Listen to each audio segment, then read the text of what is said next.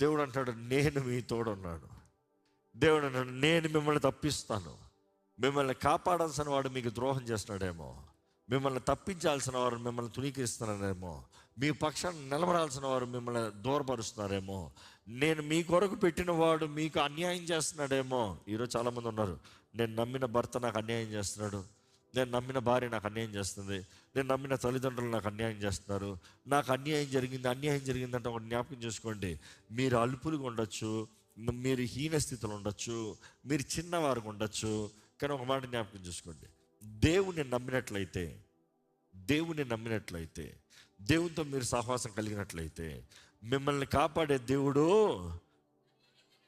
Wonderful. కునికని నిద్రపోని దేవుడు. దేవుని వాక్యం తెలియజేయబడుతుంది, ఇశ్రాయేలుని కాపాడే దేవుడు కునికని నిద్రపోని దేవుడు అంట. నేను మీకు సహాయాన్ని అందిస్తానంటున్నాడు.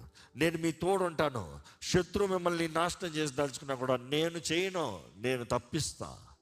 ఇన్ఫ్యాక్ట్ రాజుకి యూదావారు అయితే లెక్కే లేదు పాపం, కానీ దేవుని దృష్టిలో యూదావారు గనులుగా కనబడ్డారు. ఆ చిన్న యూదానే దేవుడు కోరుకున్నాడు, ఆ చిన్న ట్రైబ్నే దేవుడు కోరుకున్నాడు. వారిలో నుండే మెస్సయ్య వస్తానికి దేవుడు నిర్ణయించాడు. అందుకని ముందే చెప్తున్నాడు, ఇదిగో ఎవరినైతే నువ్వు రిజెక్ట్ చేస్తున్నావో, తునీకరిస్తున్నావో, వారిలో నుండే వస్తున్నాడు ఇమ్మానుయేలు, వారి పక్షాన ఉన్నాడు ఇమ్మానుయేలు, వారిలో కార్యం జరిగిస్తాను నేను.